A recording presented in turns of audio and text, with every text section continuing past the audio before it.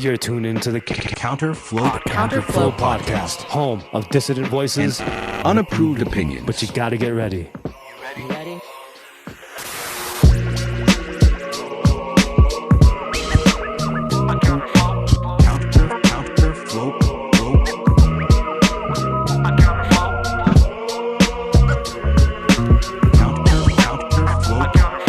Now here's your host and humble narrator, Buck Johnson. Let's go.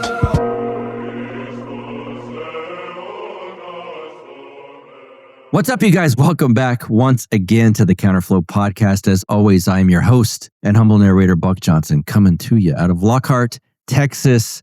What a great episode last week, wasn't it? Father Joshua, really good. I got a ton of good feedback on that one. If you did not watch that one, you should. He will definitely be back on. What a terrific conversation. Speaking of being back on, our guest this week has been on a few times in the past. I'm not sure. I need to look. Did one of our episodes get taken down? If you know Charlie Robinson and the MacroAggressions podcast that he hosts and runs, you would know. Maybe so. Maybe one of your episodes with Charlie got taken down, sir. We'll see. I can't remember if they did or not. But I do feel, am I wrong in feeling that there's a touch more freedom lately on YouTube? We shall see. I hope this episode's good to go. It's a great one. I am elated at the death of the legacy media. We're going to go into detail of exactly how bad it's getting for them and why. Some of the episodes, we get into some deeper spiritual issues. This is more light, fun.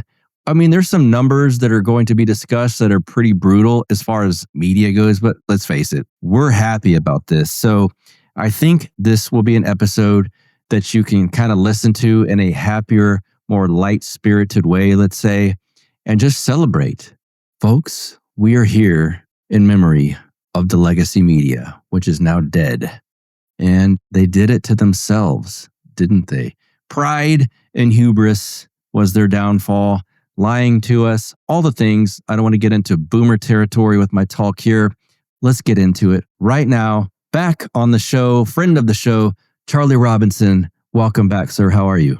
I'm great. Thanks for having me back. Let's get weird. Yeah, it's been too long since we've done this. It's funny because now it feels like I can't remember if any of my episodes with you were flagged and removed, but it seems like they could have been. Now I don't feel as worried about saying some of the things that we said in the past, which is, I guess, refreshing in a sense that maybe the vibe or whatever they want to call it has shifted in our direction. Yeah. I don't think YouTube has new ownership by any means, but things that have been taken down in the past, I'm trying to go back and find a few episodes that were removed and see if I can now put them back on. I don't want to test my luck too strongly, but we'll see. Yeah.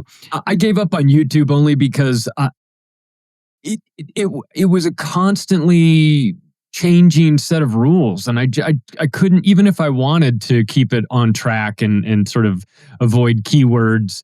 I would bring on a guest, and I'd bring on like a sweet old lady like Alana Freeland, and we'd talk about the space fence, and I'd get a strike in 4 hours, and the episode would get taken down. I go, really? She's the one you? I mean, I get it when I put my David Icke interviews up. I understand that, but sometimes it's the ones that I didn't see coming that were getting me in trouble. And so I just, I give up on YouTube. Yes. Two of mine were Orthodox priests that were taken down. Now, we were talking about the shot, which I get, but it's like, wow, they took down a priest. Okay. Yeah. I'm sure they probably took pleasure in that too. Yes. Quickly, you've been on before, but this, how these work with algorithms popping up and people searching for new things. I'll let you give an intro. Talk about not only MacroAggressions, but you have not spoken about the activist post on here before, because these things are kind of relevant to the discussion we're going to be having.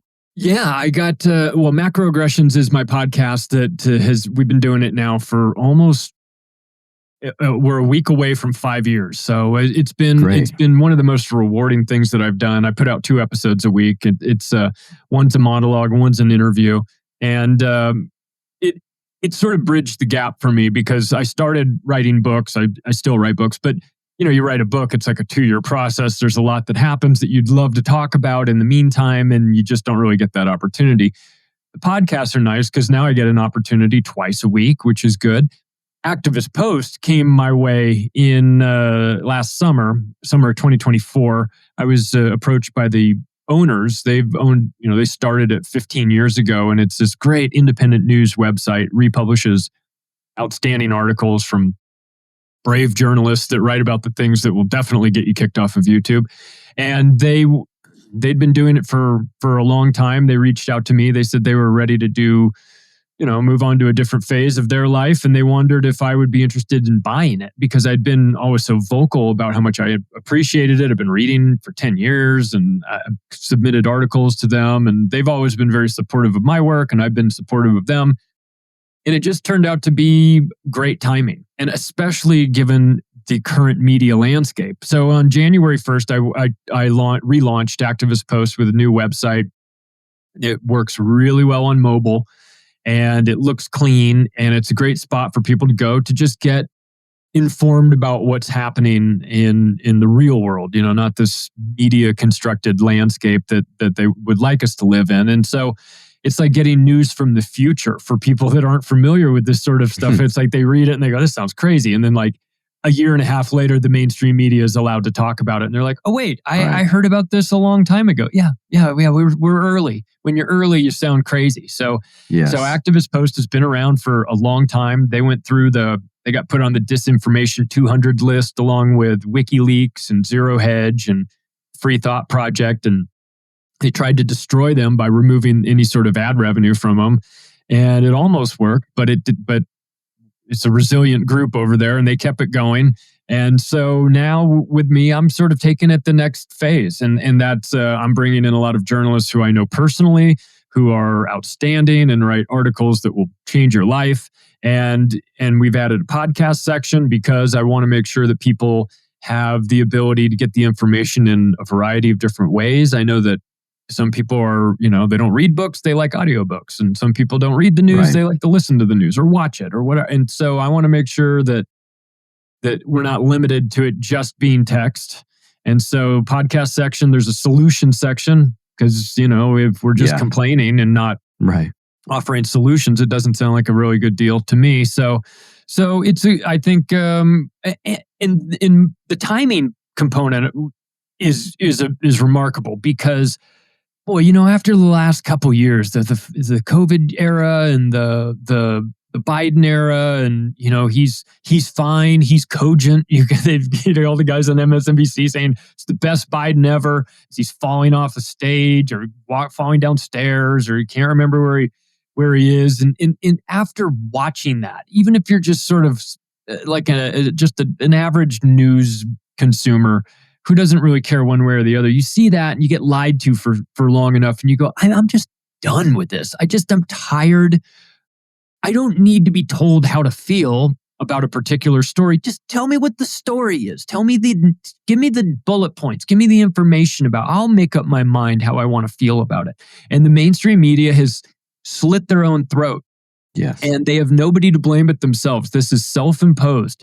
And to watch their ratings collapse is glorious. And part of the reason why I said yes to the Activist Post acquisition was because I knew, boy, there's just a lot of people out there that I would consider to be news free agents. We got to talk football. We got to put it in football terms. Yes. They're free agents. They're testing the market. Right. What do you have for it? What's out there? Where can I go to get news? Well, I say come to Activist Post, bookmark it on your phone, and check it out and add that to your daily media, diet. And you don't have to get rid of anything else. Just add us. And if you go once a day and you take a look at the stories, it's just going to put you in a position where you're planning your life and you're making moves based on more relevant information. And I think everybody can appreciate that. I want to tell you guys about a cause near and dear to my heart. Dear sweet Lily does not have that much longer to live. She listens to this show. She attends Father Turbo's church. Her dad, Alex, is a personal friend of mine, has been a guest on this show multiple times, a spiritual son of Father Turbo himself. what's happened here, I'm going to kind of give you the story. It's very sad, and yet Lily is just a true badass, pushing bravely through this trial and tribulation in her life with Christ's help. She's a talented, amazing, sweet, and kind-hearted 18-year-old who has courageously fought an excruciatingly painful and difficult battle with osteosarcoma over the past few years. Her journey initially started with cancer in her knee. Basically, what happened after that is it metastasized somewhat, and they had to amputate Lily's right leg above the knee. Yet she embraced each new challenge with courage and determination of someone more than twice her age, more than 5 times her age as far as I'm concerned, probably much more bravely than I could do it myself. Her fortitude continues to inspire all of us as we watch her learn to navigate with one leg and valiantly work through all the emotions and mobility challenges of a teenage amputee. And folks, as if this were not enough, the unthinkable has happened at a recent scan where we have learned that the cancer has metastasized to her lungs, where it is growing rapidly. Over 50% of Lily's lungs are full of cancer now, and she has been given only a short time left to live. While grappling with this harsh reality, the family is striving to savor their last moments together with Lily with joy, the love of Christ, and hope in the Lord. And what they are going to do now, they want to commemorate Lily by building a memorial chapel in her name in Northwest Missouri that will, God willing, serve that community and family, and honoring Lily, serve their brothers and sisters in Christ, and of course, most importantly, honor God. Thank you guys so much for any contributions you were able to make. We are fully committed to making this a reality, and with y'all's help, it truly means a lot to myself, the Brasco family, Father Turbo, Lily herself, the community of Father Turbo's church.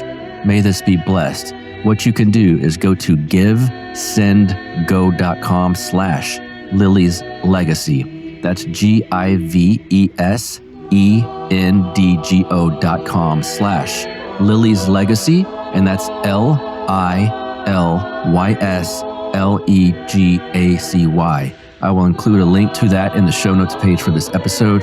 If you're watching this on YouTube, it's got the link there on the screen.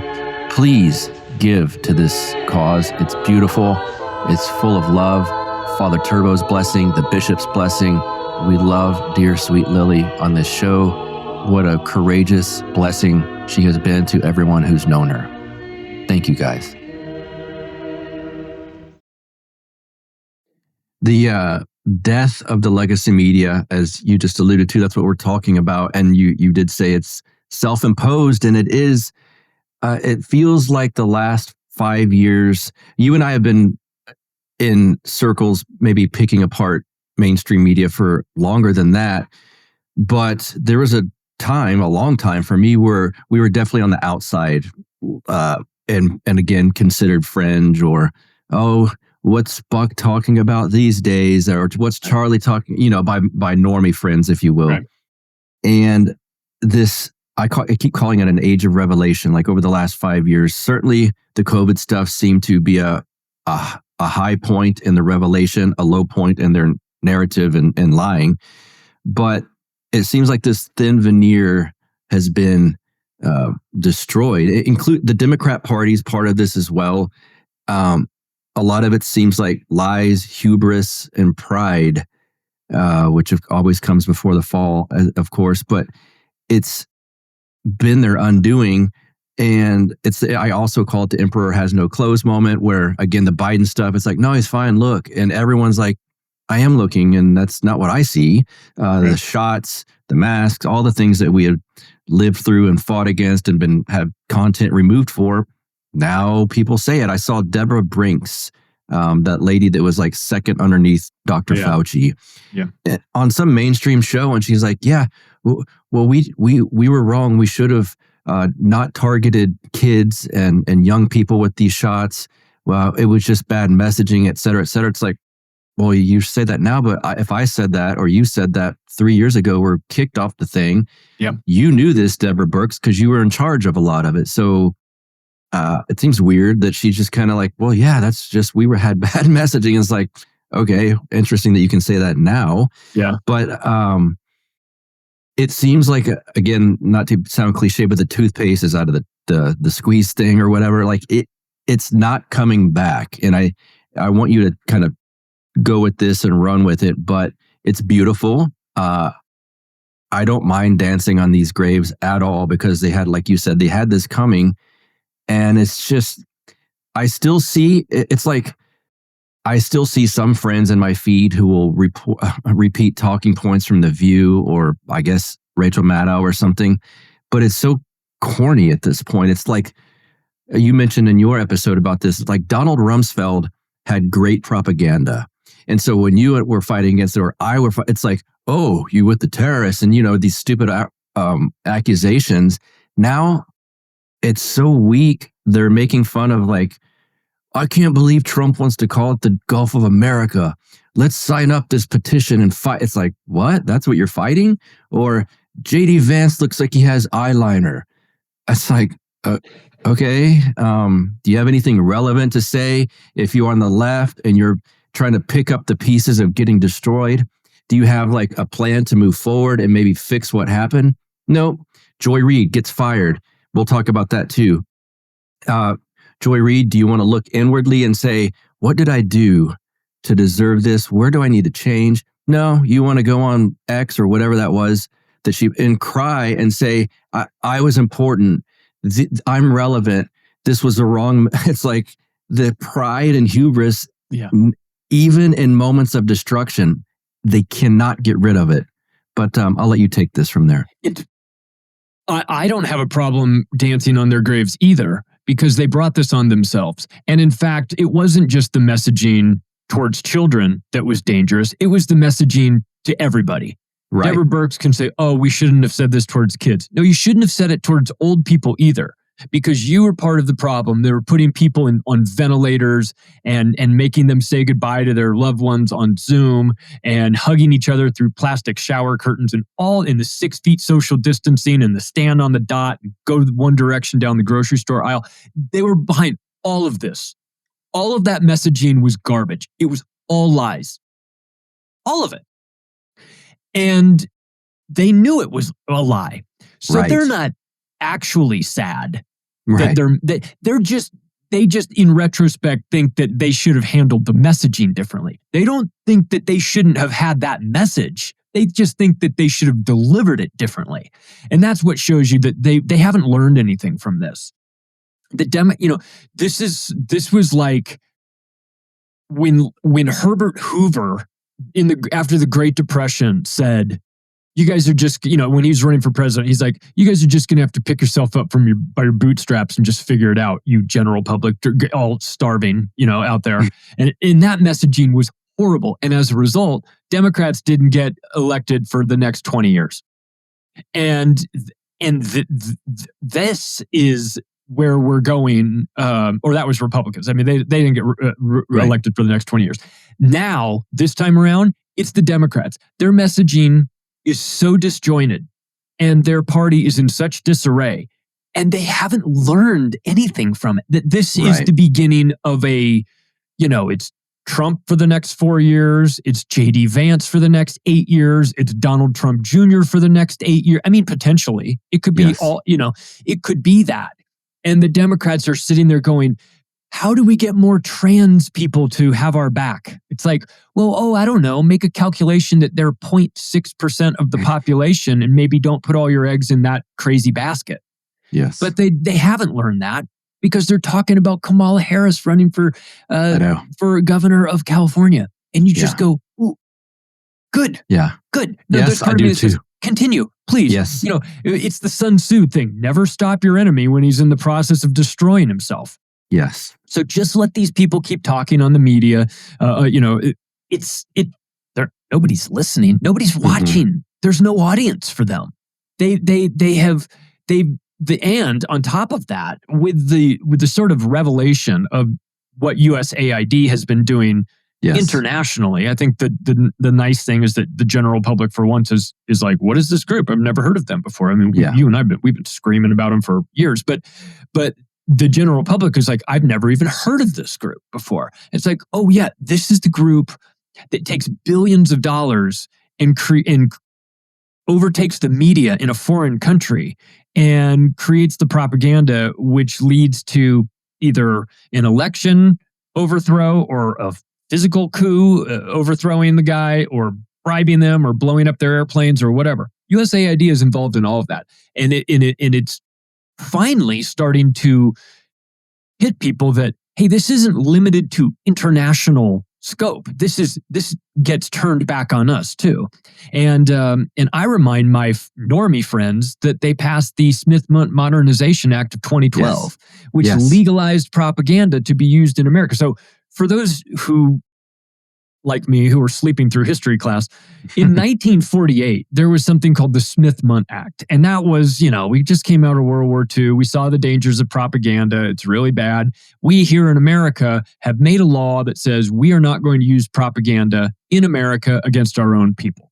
We will still use it internationally against foreigners all day long. We're not crazy. We're not going to stop using propaganda for that because it's very effective. We're just not going to use it against our own people because it's a bad thing. So when Obama was in his right before his second term, he proposed this Smith-Mundt Modernization Act of 2012, which legalized propaganda. It was very unpopular. It didn't pass initially, and then they stuffed it into the National Defense Authorization Act of 2013 and got it passed along with all the other nonsense. And so it was one of those things that said, okay, it used to be that we can't use propaganda here in America, but now we can. You've got a certain allowable amount of, I described them as disinformation crickets. There's a certain amount of crickets that can be in your peanut butter. The FDA says it's like very small amount, but you get a certain amount. So there's a certain amount of disinformation crickets that's allowed in your media peanut butter. And it's quite a lot, unfortunately. So there's a lot of this. And the general public doesn't know that. They didn't obviously go out and tell everyone, hey, we've legalized lying to you. And also to be crystal clear, it's not like lying in the media started in 2013. It had been going on for a long time. But they don't take the extraordinary step of legalizing these things unless they intend to use them. And so that they're going to start using the propaganda. And then you can just kind of look back and go, well, what started after that? Well, a bunch of false flags started right after that. Yes. And then we got into the COVID era, and we got into the Donald Trump era. And I don't know that they necessarily saw that coming, but they certainly were going to use their ability to lie without repercussions to go after their political enemy, Donald Trump. So you see a lot of lying towards him. You see a lot of lying towards COVID. You see a lot of lying about Ukraine. You see it just lying about everything. And it's all legal. And so this is, I think, the sort of the preface you have to give to a lot of normies out there. And they go, well, yeah, maybe the media is lying to me a little bit, but, I don't know, maybe it's the advertisers. Sure. Yeah, the advertisers definitely put pressure on them. When you've got the nightly news get 60% of their ad revenue from the pharmaceutical industry, you bet there's not going to be an expose on COVID or vaccines or Paxil or what you name the pharmaceutical. So yes, and the other portion from Raytheon or Boeing, and it's like shots are good. These medicines are good. This war over here is good, funded by Pfizer and Boeing. Like, okay, get it. When you see the ad for Lockheed Martin a couple of years ago at the Super Bowl, you go, am I going to buy an F-16? Who are they advertising to? Like direct to consumer? It's like, no. It's not that they're not advertising to the consumer at all. They don't care if you watch the ad or not. It's a buyout for the media to make sure that they don't ever question this war or they don't ever question the shots or they don't question anything. So it's a mutually parasitic relationship between the media and their advertisers. And some advertisers are trying to sell you cars, and there's nothing inherently wrong with that. But there's a component of it. And when it comes to pharmaceuticals, I mean, Americans just assume that it's normal to advertise that on TV. The United States and New Zealand are the only two countries in the entire world that allow pharmaceutical companies to advertise on television. It used to be like you couldn't advertise hard alcohol, you couldn't advertise cigarettes and things like that. It used to be you couldn't advertise pharmaceutical ads, but you can now. And so that gives the general public gets blanketed with this information. But even if nobody watches a Sky Rizzy commercial and then goes out and asks their doctor for Sky Rizzy. It doesn't even matter because it's used as a tool to silence the media from looking into places that they might want to look because it can make for a good story. Like Cheryl Atkinson does a great story and then finds herself getting fired the next day. So it's done to prevent any sort of journalists from doing actual journalism. It's preventing Anderson Cooper from having a Jerry Maguire moment, waking up, writing a manifesto, and then going on air that night and saying, I'm going to tell you about the dangers of vaccines. Never going to happen. So they've used this money, this flow of money for advertising dollars to silence everybody in the media that might have said anything about it. And that, of course, is a huge problem for us because, we, the people, have to deal with the fact that there's certain things that, it's one thing to have the Smith Modernization Act where they legalize lying to you, and that's really bad. But then there's also the lies by omission, the stories that they don't talk about, that your grandmother goes, well, if vaccines were so dangerous, why haven't I ever seen an article? Why haven't I seen a story about that? It's like, yes. So it's what you don't see as well. Yeah, good point. Sheath Underwear has come aboard to sponsor the Counterflow podcast. How about that? At sheathunderwear.com/counterflow, or just go to sheathunderwear.com and use Counterflow at checkout for a discount. Men, do yourselves a favor. Elevate your daily comfort with Sheath Underwear. The innovative dual pouch design provides unparalleled support and separation, ensuring each part of you has the space it deserves. Experience the sophistication, finally, of a design that respects your anatomy. The moisture-wicking technology sets a new standard in comfort. This advanced system not only keeps you cool, which you need when you live in Texas, especially, most times of the year, but it prevents chafing, odor, making every movement feel effortless. So, once again, go to sheathunderwear.com/counterflow or use the promo code Counterflow at checkout. Experience the perfect blend of comfort and functionality with Sheath. I've been trying to figure out, and maybe it's pointless because at the end that these companies are dying, and that's a good thing with the media stuff. But I don't know if it was their own hubris. It was the fact that this Modernization Act happened, so they feel more confident in lying, or Trump's bull in a china shop sort of phenomenon that happened. Or maybe locking people down gave people one of the unintended consequences. Let's call it is maybe they didn't realize that people were going to start typing away for 8 hours a day, maybe bored researching some stuff, and then little cracks start to happen where you hear the term pandemic. What does that mean? I can't figure out why this kind of happened in the last 5 years, but. And again, maybe boomers are dying off in a sense because that's largely was the cable news audience. But what are your thoughts on why this has happened? Is it just time? It's inevitable because lies can't stand up over a certain period of time? Yeah, it's a little of everything too, because you're right. There's only so many times you can go to the well. And before the people start to ask some questions. And the ratings have been a disaster for these news organizations. But you've seen a pivot to, where are people getting their information? They're getting it online. They're not necessarily sitting down in front of their television. That's a demographic that's aging out, and they're not in that 25 to 54 demographic that the advertisers like so much. That's the group that has money, makes decisions, buys things, gets out of their comfort range, and is working, is generating revenue, spending money. That's the sweet spot. That's what advertisers really want. So the boomers are great, I guess, for eyeballs, but they don't buy enough stuff. So they're not valued as much as this other demographic. And this other demographic is online. And so you see the pivot to online. They tried to do it themselves with things like CNN Plus. Yeah. And that was a dumpster fire. It was $250 million that they flushed down the drain for a project that lasted a grand total of 21 days. So they could not keep anything. They can't do this organically because they've got their audience that thinks they have credibility isn't going online to find them. So what they've had to do not necessarily the media companies themselves, but the people that are controlling the narrative, is they've had to create a new version of the mainstream media. And David Icke has referred to it as the mainstream alternative media. So it's these groups that are online or doing podcasts or doing live interviews, and they seem like they're not traditional media because they're not on the news channels and they're not brought to you by MSNBC or CNN or Fox News or whatever.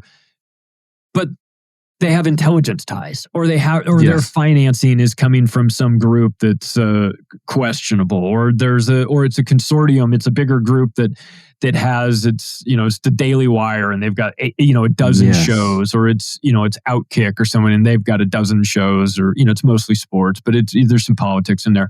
And there's nothing wrong necessarily with having a successful company that's in this business, but you start to find that the same control tactics that worked on your anchors on ABC News or CNN, it works just as well when you talk about the podcast hosts that have either get a nice big fat contract, or they're straight up installed by the intelligence agencies. Anybody that's talking about, I used to work for the CIA and now I'm going against it. It's like, once CIA, always CIA. So it's been a variety of things that have submarined the mainstream media. First is that their information is terrible, and the nonpartisan viewer just sees it and goes, "This is gross. I'm not interested in this anymore." There's always going to be a segment that's going to turn on Rachel Maddow and watch her and get fired up. But the problem is that they spent years and years telling their audience that Trump was a criminal. He'd never win again. He belongs in prison, if not bankrupted, if not, he's a rapist, even though he's not. And he's whatever. And he's never a Russian agent. He's a Russian agent. Yeah. I'm going to forget that one. Yeah. He's in, and their audience cheerleaded along with them. And when they were wrong, and by the way, then the opposite of that is also Kamala Harris. Joe Biden is fine. Everything's great. And then he leaves and hands it over to Kamala. And then all of a sudden, he's terrible, but she's great. She's brat. She's joy. Joy. There's just joy everywhere. You can't you tell? And she's definitely not drunk or on benzos. And she's got a long list of achievements, but we're not allowed to talk about them because there aren't any. And so they lied about all of this stuff. And then when the election came and it was a curb stomping, their audience went, if you're wrong about this, what else are you wrong about? And the answer is everything. They're literally wrong about everything. They're wrong about medicine. They're wrong about the border. They're wrong about foreign policy. They're wrong about everything. They're so wrong about everything, you have to ask the question, are you intentionally wrong? Because even if you were just flipping a coin on all these positions, eventually you'd get one of them right. They're just wrong on everything. So the audience is like, why do I want to continue this relationship with the media? If you were in a relationship with a human being, in the same way you were in a relationship with the mainstream media, you would get a restraining order against them. Yes. You would be gaslit, psychologically manipulated. You'd want them out of your life. And it's so funny that people go, oh, yeah, but I've just always watched MSNBC. I've never looked into, the MS and MSNBC stands for Microsoft. I never, so Bill Gates is financing this? Yeah. That's the reason why there's no expose on him. So I think that the casual media observer, even they are turned off by what this has become over the years. And so there's a pivot. There's a real opportunity for us, of course, because we're just out here presenting information, backing it up with facts and statistics and showing you like, this is how I feel. Like, I don't get commission if you guys don't believe me. It's fine. Like, don't believe me. It's okay. But here it is. Here's the information. Here are my sources. Here's the where I go to get it. And here's what I've found. And here's my analysis of it. And You can take it, you can leave it, whatever. But it's opened the door for us in the actual alternative media, not this newfangled mainstream alternative media, but the people that are doing real work. It's opened the door for us. And I think that we are, they don't want us to grow at all, but they're not going to be able to help it because we're unstoppable because our information is way better. It's higher quality. So that's where we are. We're watching the end of an era. We're watching the end of a generation, as the baby boomers age out and get into this new phase where they're not pandered to by the media. The media doesn't really care about them anymore. The medical industry doesn't really care. The government doesn't care, but the government wants them all dead so they don't have to pay Social Security because that Ponzi scheme is unraveling. So there's a whole lot of reasons that they've moved on. They've moved on to this new batch of people, this 25 to 54 age demographic. And those people they behave differently. They get their news sources from other places.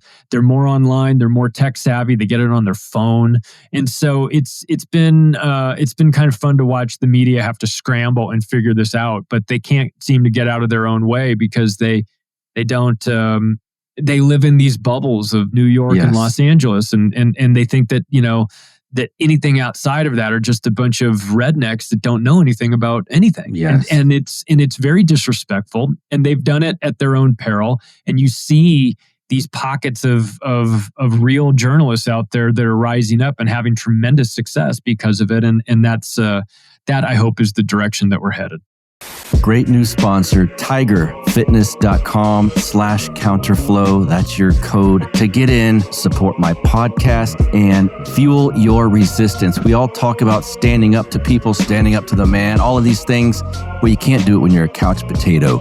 And let's face it, it's not vanity. It's taking care of your body, your soul, your mind. All of these things. Tiger Fitness provides high-quality supplements and training gear to keep you strong, independent, and ready for whatever comes next. Again, no weak bodies, no weak minds. At Tiger Fitness, there are kind of people. They reject corporate poison. They skip the junk peddled by big box brands and pharma-backed fitness scams. Tiger Fitness is built for those who take control of their own health and strength. I think that's you. I think that's me. I think that's all of us, guys. Self-sufficiency starts with strength. The state, the bad guys, the evil spirits, they want you weak, tired, and dependent. Tiger Fitness helps you break free by optimizing your performance and resilience. Again, you can support a business that is supporting me, supporting this podcast, and it stands for you. No woke BS, no corporate virtue signaling, all of the stuff that we hate, these guys hate as well. And so they are not like that. When you want to get in shape, they've got workouts on this website. They've got a lot of supplements, great energy drinks, all of these things that I'm kind of a part of most days of my life.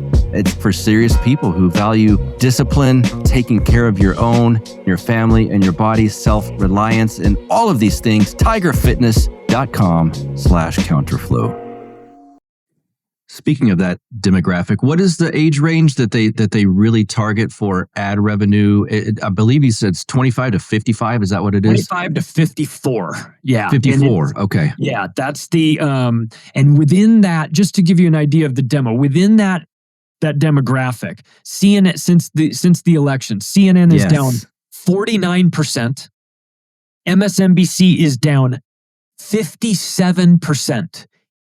I cannot imagine an industry. If you were let's keep it in sports since we're, you own the NFL football team, and the NFL commissioner has come out and has been lying to the fans for years and years and years. And you wake up one day, and the ratings for the NFL is down 57%. Everybody at the NFL headquarters would be getting fired. Yes. It's almost impossible to do that. I honestly don't know how you can lose 57% of your audience. This isn't like over the last 5 years. This is within weeks. They lost it. Within 12 weeks, they lost more than half of their audience. Their audience turned the channel to something else, and they're never coming back. And so, and Fox, by the way, as just the benefit of being less awful, you know, and having and being on the Trump train a little bit, although they fall off from time to time. Fox now has 72% of the market. And Fox made a calculation a long time ago that they were happy to just get half. We'll just take the Republicans. We don't need the Democrats. And MSNBC said, fine, we'll take the other half.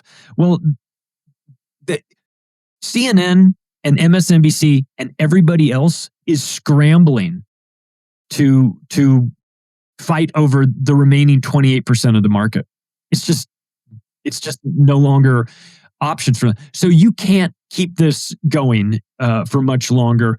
Let me give you some more numbers since we're talking about this demo, this 25 to 54 demo. From 8 p.m. to 11 p.m., the numbers are absolutely brutal. And this is the most important time frame with the most important demographic. The Fox News averages, just for comparison's sake, in this demo, Fox News averages during that 3-hour time slot, 353,000 viewers, which doesn't sound like a lot, but in this very specialized group within a certain time on a certain day of the week, 353,000. CNN has 118,000. MSNBC has 63,000. So Fox News is beating them by 600%. It's almost impossible for this to happen, and yet it is. And they've just run out of ideas. Yeah. They've run out of ideas. And on top of that, then within these groups, the MSNBC comes in and they say, well, we're going to have to let some people go. And so they start letting people go. And there's a huge uproar. Joy Reid, you're going to let Joy Reid go. Nobody is watching Joy Reid. This is math. Yes. I mean, her personality is awful, and she's a lunatic of the highest order, and she's a racist, and she's all those things. But even if she was none of them, it's nothing personal, man. It's just the ratings, and you're not getting it done. Meanwhile, Rachel Maddow is making more at $25 million a year. She is making as much money as 4 or 5 different entire shows. And so there's resentment there. And so the people are going, you're sucking all the money. It's all pooling at Rachel Maddow. And so we don't have any money for these other shows. It's like, yeah, but nobody's watching these other shows. What are you going to do? Put Rachel Maddow on 7 nights a week? I mean, they already tried putting her on at 5 and she pushed back. Now she's back down to 1 after the first 100 days. So they've got internal problems because these leftists are social piranhas. They'll eat anything on the red team for sure. And when there's nothing more to eat, they'll eat each other. Yes. They just will. And so you can't expect there's no loyalty, there's no love, there's no respect. And, nobody.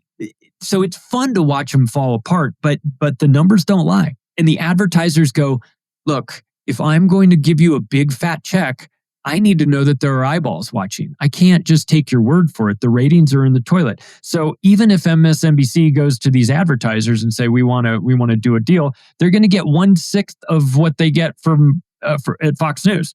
So it's almost over for them. Comcast has put MSNBC on the block for sale. Nobody's interested. So they wrote down the value of it to 0. It's literally worthless to them. They spun it off into a new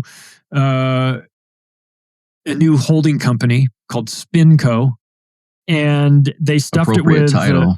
They stuffed it with USA Network, CNBC, Oxygen, E, Science, Sci-Fi Channel, and Golf Channel, and they did that because they view CNBC and they view MSNBC as malignant tumors that are spreading. And they want to cut them out and put them in a different vehicle, a different investment vehicle, a different LLC, a different corporation. And put that off to the side, because if they don't, it's going to destroy everything else that they've got. And they've already watched their stock price get cut in half from $61 a share to $33 a share just in the last 4 years. So they've got to stop the bleeding somewhere. They'd love to sell these networks, but nobody's in the market to buy it. So it's been fun to watch, and that really is sort of the tail of the tape with their demographics. Well, in CNN, it's interesting that, I mean, it's not interesting that they fell so drastically, but to think they're also on in airports, in sports bars sometimes, or offices. And it leads me to think, what if all of those TVs or those channels were changed to something else? I don't know what they would have left. Well, since you mentioned this, CNN, so those televisions aren't turned to CNN by accident. CNN paid those airports millions and millions of dollars. And then you know what they did? They counted everybody that went through the terminal as a viewer. Anybody that was in that airport, they counted them as a viewer. Now that program ended about 2 years ago. Okay. But for the longest time, they were faking their numbers by counting anybody that just happened to be waiting for a flight anywhere was getting counted as a number. And it wasn't out of the goodness of their heart that those airports were putting CNN on. They were being paid, and they were being paid quite a bit of money to do that too. So they can't. Everything's fake with them. The love for it's on TV. Oh, it's on TV because everyone must want to watch it. No, even that's fake. And then you count all these people that are, getting on a flight to Dubai, and you're going to count them as watching CNN. Nobody's watching this stuff. It's embarrassing. So they're being exposed, which I'm here for. I'm happy to help. And they're getting.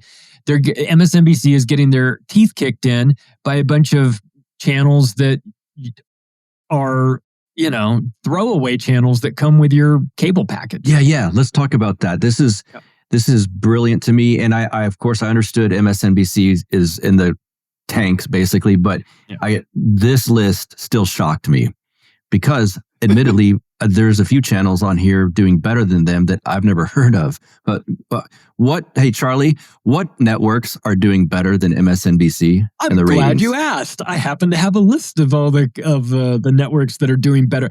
Now, these are channels that you'll find on your cable news that are all have better ratings than MSNBC. And we all know what MSNBC is, and you may or may not have heard of some of these channels, but I assure you, it is provable that their ratings are higher. Are you ready for the list? It starts with TV Land, MTV, HGTV, AMC, Discovery Channel, A&E, The Food Network, Bravo, not FX, but FXX, which is the second version of FX, is beating them. The Sci-Fi Channel, ESPN2, a little surprised to not see the Ocho on there. Hallmark Channel, Paramount, Freeform, The History Channel, TLC, The Learning Channel, TNT, Lifetime, Comedy Central, Adult Swim, Nick at Night. Nick at Night is kicking MSNBC's butt in ratings. USA and Investigative Discovery. So again, like Joy Reid can go outside and scream at the moon if she wants to, but it's just the numbers, baby, and you don't have them. And Sci-Fi Channel is kicking your ass. So you guys should take a long look in the mirror and ask yourself, what are we doing with all this money? You know how much money it costs to keep MSNBC running? I mean, Nick at Night, you just have to license Andy Griffith shows from and like run those all day. I mean, it costs nothing to run these channels. They're destroying MSNBC, and not just by a little either. They're so much higher up the chain that they're not getting spun off into a different company in order to not contaminate the rest of the holdings of Comcast. But boy, it's been fun to watch, man. It's been fun to watch. These people deserve it, and for the Joy Reids of the world, Rachel Maddow has no right to be collecting a $25 million paycheck. Her ratings don't reflect it, So, but that's and where we are. Joy can, I suppose, go online and bitch about how she was valuable, I believe is the term she used. There's a very easy way to find that out. Tucker Carlson did it. Fox News cans him. he goes, starts his own podcast, which is probably second behind Joe Rogan, I would imagine, as far as ratings and numbers go. So he did it. I noticed it didn't work for Don Lemon. Funny. Chris Cuomo is attempting to sound based on some issues now, or like, I wasn't a total liberal, but Joy Reid, I hope that she gives it a shot, starts her own show in, let's say, the alternative space. Yeah. And we'll see if she's valuable. And again, there's people in my circles that have better numbers than MSNBC who have a very shoestring budget. Like, part of the realization here is to understand, like you said, how much money goes, it's millions of dollars that go into MSNBC. You want to throw millions of dollars like our way, I'd give it a shot to beat those numbers. But understand, like, a lot of the people in our spaces are not even a fraction, like that's irrelevant of millions of dollars. Tucker, I know he's got advertisers, but he has a studio in his house. It doesn't cost that much to produce his show to get probably 7 million viewers or something like this. So unbelievable. The numbers don't lie. And if Joy Reid is valuable, like she claims she is, then let the market decide. We will see. We will see. But I would be, if Joy Reid were a stock, I would be shorting it. Yes. Sure. Yeah. Penny stock. Let's, one of the things that Pete Hegseth did, Defense Secretary, I find beautiful. Yep. Who has he removed from the White House briefing room at the Pentagon? We call it the pentagram sometimes. Yeah. He's thrown some of these guys out, and you're going to get lefties going, this is fascism or whatever. I don't blame him one bit for doing this. No. So at the Pentagon, there's 4 different components of the media there. There's the print, television, radio, and online. And they pick one outlet for each one. So New York Times for print, NBC for television, NPR for radio, and Politico for online. Those were the 4 that were in there during the Biden administration. Those are the 4 that have been in there for a long time. Yeah. And he came in and said, all 4 of you are out. NBC had a presence there for 30 years. They've been there for 30 years. They're like, you can't do this. We've been here for 30 years. And he's like, that's the reason why you're leaving. That's part of the reason why you're leaving. So he replaced them with New York Post for print, OANN for TV, Breitbart for radio, and Huffington Post for online. Now, Huffington Post isn't much better, but these are these are right-leaning organizations. They could have replaced them with nothing, and it would have been better than what they had before. So it's great to see this, and the people that are involved in this, they are the epitome of propagandists. They tell lies, they tell half truths, they give you 90% of the story and then 10% lies, or however that's all mixed in there. They're just not there to give you the actual truth. And look, the Pentagon people are there, they come out and they lie to the media. And then the media republishes that. So it's not so much that New York Times, NBC, NPR, and Politico had to make up the lies. They just had to not be curious about any of the statements coming out of the Pentagon. They had to just go, oh, it must be the case.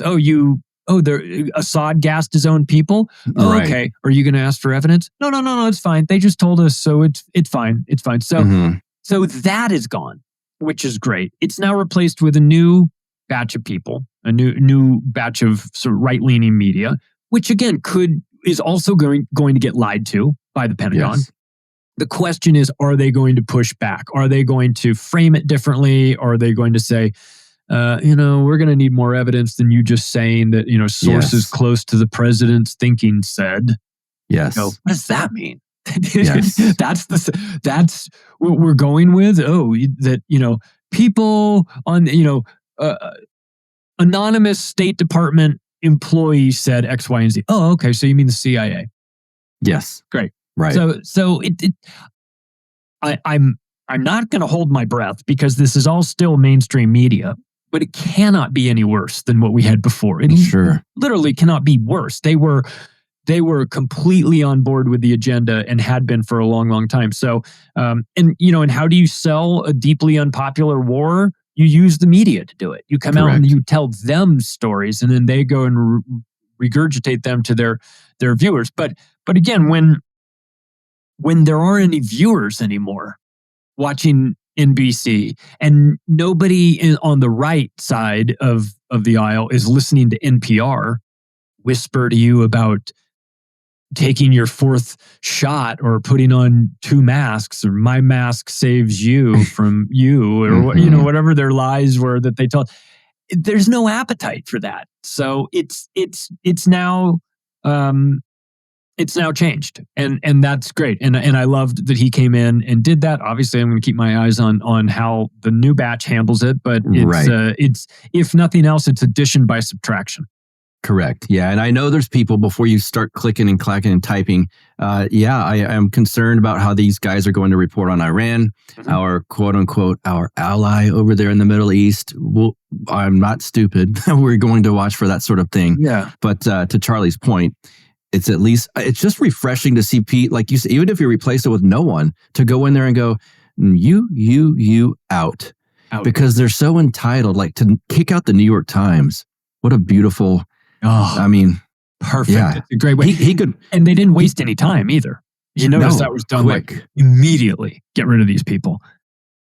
Yeah, he could step down now about Trump for the last 8 years. Right. But the interesting thing is they've cheerled for every war that they've had access to report on. So we'll see what happens as far as foreign policy goes in the New York Times. Let me ask you about, we've mentioned them a few times, NPR. I believe they are being investigated for something about putting sponsorship or naming sponsors or something. There's a public radio station here in Lockhart, Texas, my small little town. And several friends of mine have shows on there. And it's interesting, when it's publicly funded, you have to be very careful. They've told me straight up, like, we can't say, come to this event or they're very careful about what they're allowed to, quote unquote, advertise. And I believe, is that the trap NPR fell into? Yeah. The NPR was shilling hard for a variety of things. And they're stenographers for power. I mean, there's no questioning of the narrative. With NPR, it's, we're so loving and we're so respectful and we're caring for everybody. And it's like, oh, well, what about this future war with Iran? It's like, where's the NPR to say we shouldn't do this? Instead, they're like, I don't know, should we have the war next week, next month, or the month after that? And it's like, where's the pushback? So there's a lot of, not to mention just their record with regard to COVID was abhorrent. And they are, they're pro pharmaceuticals. And so like, they don't have to do an ad for pharma because for Pfizer as maybe in particular, because maybe they can't, but they'll talk about the vaccines in a way that talks about how they're great and save everybody. And if you question them, you're anti-science or you're anti-vaccine or you're out of your mind or whatever. In a soft voice, like what's that famous idiotic atheist, Sam? It's like the Sam Harris effect. If you speak like that, everything you say is smart. Oh, if I say it softly and slowly, then I sound smart saying it. It's like, no, you just sound medicated. Especially with half the things that come out of the. And I remember getting a rental car, and when I turned it on, it was on NPR, and because I would never actively seek it out, and I was driving around and I was listening to it. And I was like, I'm just going to listen to this to see what's going on. It's like living in another planet when you listen to it. The thing, if you just got your info, it's so important where you get your information. That's why I'm so enthusiastic about Activist Post, because I just think if people get their information there, it's not me writing it, it's other people writing, but if you get your information there, you're going to be so much better prepared to deal with reality than somebody who's listening to NPR in their car. I get, they've definitely got a mask on by themselves in their car, and you watch this. There's actually part of me that feels a bit sad because these people they're broken. They're breaking down because of the fear, the anxiety. And we could say what we want about these media outlets being diabolical, and they are, but they are effective at scaring people. They really know how to scare people. There's a lot of psychology behind that too. Where you like breaking news, when it's like dun dun dun, like breaking news, like that comes on like that's not accidental. That's like Tavistock. What's the tone? We want to have it in a C. Is it C is the one, is the that's the tone that you want, because then that's less, I don't know, it's more scary or whatever. There's a calculation that's been made to make sure that that when that sound comes on and announcing breaking news, that you're like, oh, I mean, when we were kids, it was like, when it was breaking news, it's like, maybe someone killed the president. You know what I mean? Yes. Now it's like breaking news, storm watch 2025. There's a rainstorm coming in. You're like, you guys have gone to the well too many times on this. And now breaking news doesn't mean anything to me. And the media killed it. But for so many people, they have been dog trained into this. Yep. It's an insult to dogs, frankly, but they have been trained to have these responses. I've watched it with people close, in my lives. I watched it with some family members that are. I would have thought they were a little bit more resilient, and you watch them just fall apart when the news tells them to do this or the news tells them to do that. It's people are so obedient. It just depends on where it comes from, who the voice is that's telling you. And so we're moving into a new era where NPR isn't going to work anymore, where MSNBC doesn't have the audience, but there's still they still want control of these people. And so the pivot is now, let's do it online. Let's do it through podcasts. And I of course I also fear that the censorship will come for podcasts at some point, with the ability to flag it, all your words, to run through an AI system, find all the naughty words you say. I mean, you could get your, it hasn't happened to me yet, but it could, and it probably will at some point. So it's forcing us also to kind of be proactive instead of reactive and say, well, how am I going to, connect with my audience and make sure that my audience knows, if I fall off the air for some reason, I don't want people to think that I just got out of the business. You got to have that connection. So I've talked to a lot of people about this, and they say that you've got to have that email list with your audience, the people that are like, hey, sign up for my newsletter or sign up to stay in touch with me, and I'll give you to have that link to people through email has been.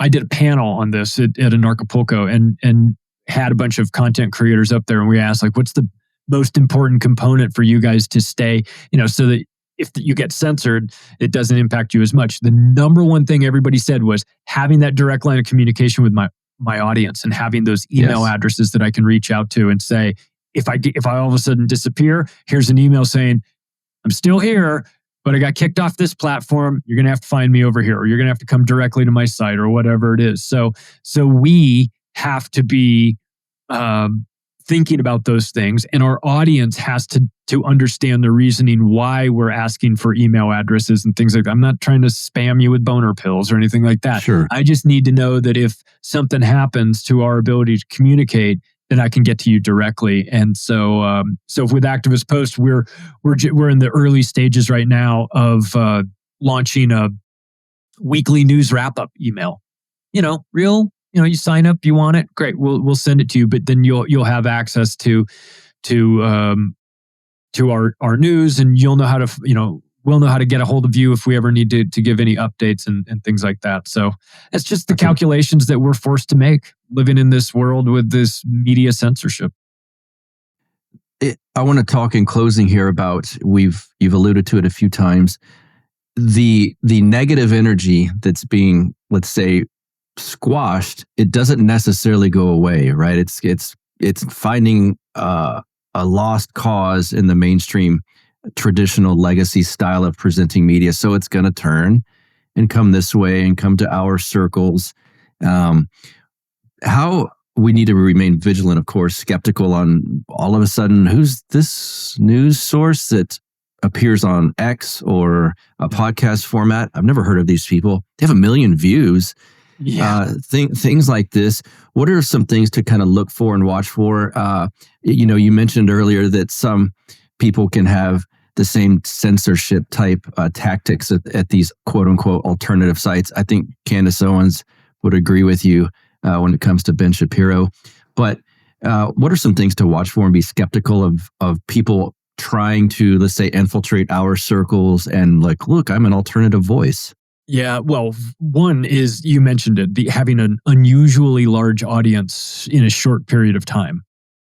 Like somebody like Ian Carroll, who just went on Rogan, and I've seen him on, on X and everything. I've got my X account. I got kicked off in 2019, but did a new one right, immediately afterwards. So we're at 6 years. 6 years, I have about 21,000 followers. I'm very active. I do a lot of podcasts. I do a lot of promotion. I'm out there doing it. I have had limits put on me so that I can't, my views don't get, my content doesn't go out there. These are the types of things that happen when you were talking about inconvenient truths at the wrong time, when you're early. Yes. So I am always suspicious of people that have large followings. And I don't mean this in like, I'm a hater or anything like that. Sure. I'm not, if they grow it organically, good for them. And there's some things, if you want to do a cooking show, maybe you can have 1 million people that are following you because you're doing interesting content. But if you're talking about the things that we're talking about, there's certain people that are allowed to talk about it and certain people that are not. And so you have to kind of ask yourself, like, why are these people allowed to thrive in an environment that suppresses most of us? And it could be that we were early and we got put on the naughty list, and we're never going to really be able to grow.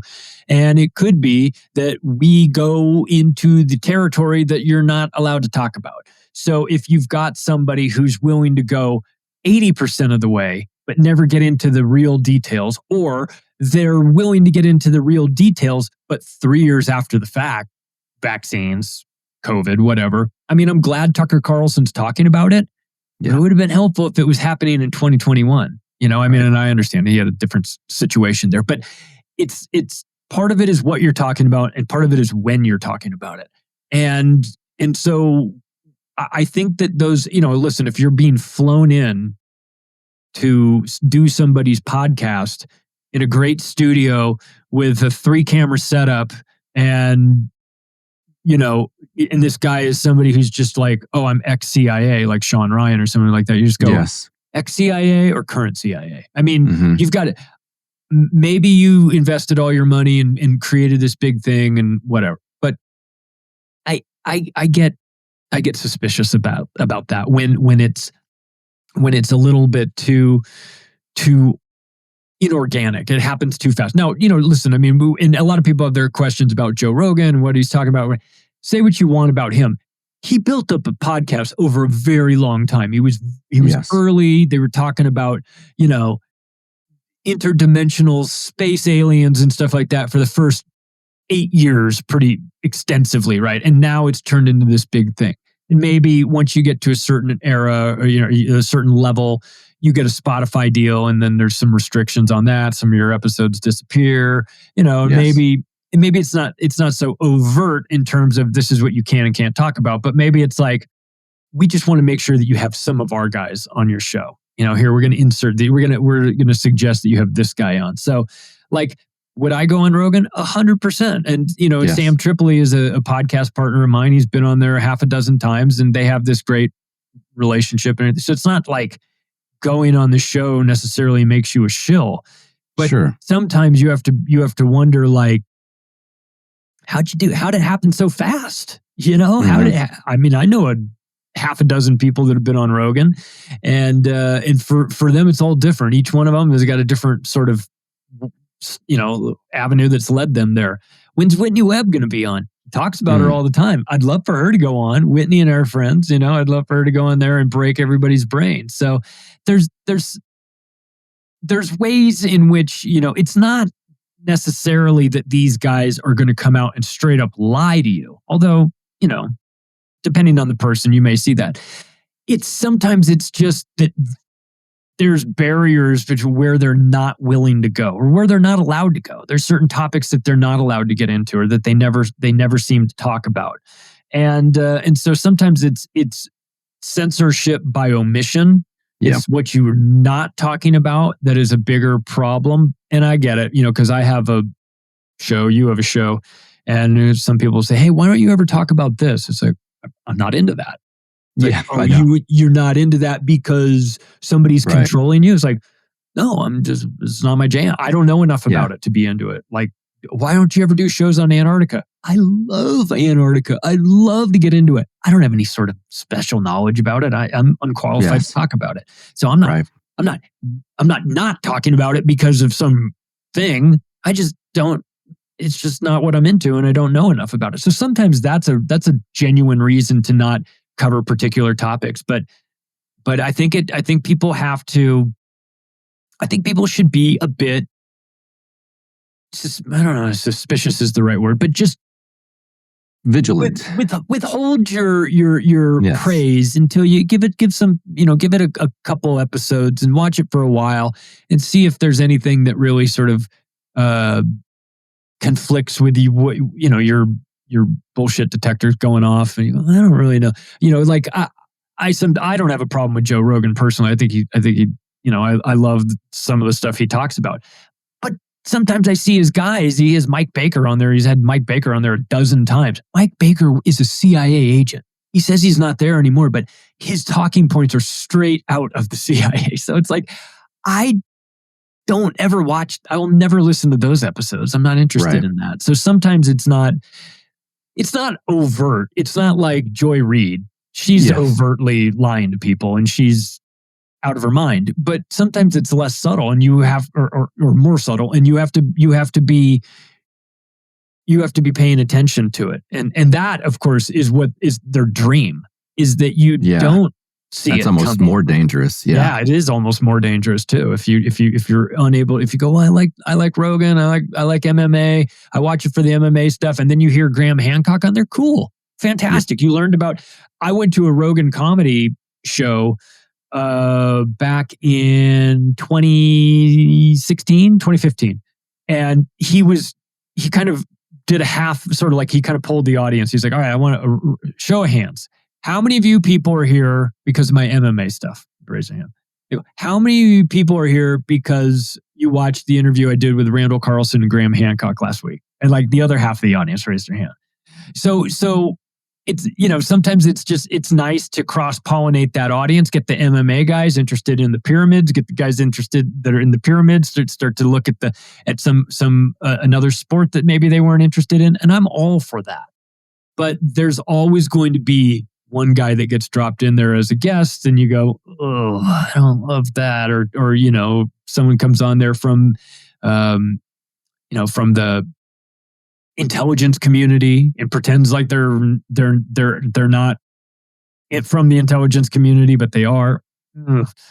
So it behooves us to be paying attention and to be, to scrutinize the people and check them out and make sure that they connect with you on a level and you don't feel like you're getting disinformation or misinformation. And you're allowed to be wrong. Again, I'm not saying that I don't hold these guys to some sort of standard where they can't be wrong about something, but it's like, are you wrong intentionally? And is somebody manipulating you into being wrong on purpose so that you sell narrative. That's where it gets dangerous. So that's where I think you get into the more money, more problems sort of world, where like the bigger your show gets, the more revenue comes in. Then you get a sponsor that you go, oh, the sponsor's great. And then that sponsor's like, I really didn't like you talking about this, and this. You're like, oh, I've got to please this sponsor. Now I can't talk about this, and this. And now you're in a trap. Yep. I just recently signed with a company called Dissident Media, podcast network company that's starting to get some headway, let's say. And they said, well, we're going to give you these sponsors. Great. The first thing I said is, do you guys, or will you, or do you anticipate or have the intention to control anything I say or any guest I have? Nope, all you. I said, all right, cool. We're good then, because that part ain't happening. And that's the last thing I want. And so it's comfortable when you hear that. No, that's all you. Yeah. You can talk about literally anything you want. So good. Yeah. Okay, I will. Yeah. Cool. Charlie, thanks for doing this. Let's plug away books, websites, anything you'd like. Well, Activist Post, I think everybody, and naturalblaze.com. Natural Blaze is the alternative health site. That was part of the deal with Activist Post. So for those that are interested in reading outstanding articles about your health. I mean, excellent. Let's be honest, you don't want to mess that up. My third book, Hypocrisy, is out again as a second edition. I've got an audiobook component to it. You know, like this one, Uncle Sam wrapped up in sort of like a pride flag, being controlled, going crazy. I wrote that book in 2021 during the height of the COVID hysteria. It still holds up. It's pretty funny. If you're somebody that's interested in audiobooks, that's out. My Octopus of Global Control book from 2017 is also out now as an audiobook. Goes back to what we were talking about, how I know that people get their information a variety of different ways. Not everybody's a book reader. That's cool. If you're somebody that's on a long trip, or you're going to the gym, or you're working out and you're working in your garden, or you're cleaning out your garage and you're listening to podcasts or whatever, if you like the audiobooks, take a look. The Octopus of Global Control is it's 23 hours, a 23-hour I have the book. The book's a thick book. I should have had it here to show people. Yeah, it's a big book. It's a big book. And so I finally... Is it you reading it on the audio? No, it's not me reading. I got the guys from Grimerica, Darren Grimes and Graham Dunlop, to do it. So you're going to get this really heavy information, but it's going to be delivered in a sweet, smooth Canadian accent. So it'll be it's less like getting hit over the head with a baseball bat. It's going to be more like the information is maple syrup or something. So we did that intentionally. Those guys are fantastic. They run a good audiobook company as well. So yeah, I would encourage people to check that out. And then MacroAggressions, if you're interested in a podcast, I think if you listen to the 2-minute intro of my show, you'll probably know whether you're interested in my flavor of insanity or not. After that intro, it's pretty wild. So I think we've been doing it for over 500 episodes now, which is crazy to me, because I was totally convinced I was talking to myself for the first 6 months. Probably was, but it's picked up. We've crossed over 9 million downloads, so I'm blown away with how the response to it, and grateful, of course, and thanks for having me on. I think it's important for us to have this conversation about the media, because they're so dishonest. And we hold ourselves to a higher standard. And I would hate for somebody to lump us in with media, along with all these other people that are disinformation agents. And we come at this from a totally different perspective. And we have higher ethics, and we demand more of ourselves than what these propagandists do. So I would never consider myself to be part of the media. But I think that for people that are interested in finding out what's really going on, and bookmark Activist Post. I promise you will not be disappointed. Excellent. Charlie, thanks for being here again, sir. Thanks for having me, Buck. You got it.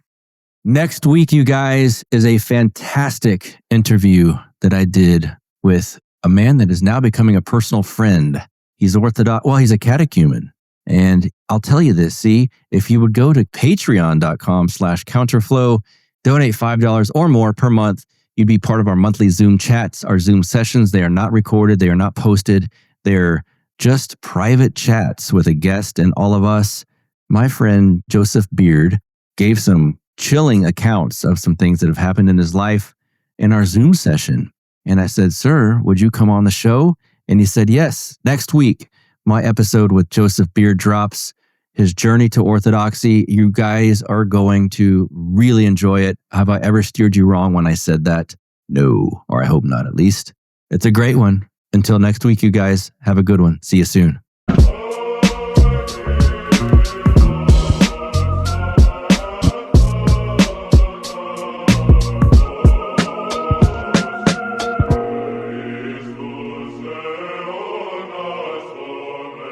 Like the sound of the Counterflow Podcast? Our audio production is provided by Podsworth Media. Check them out at podsworth.com. This has been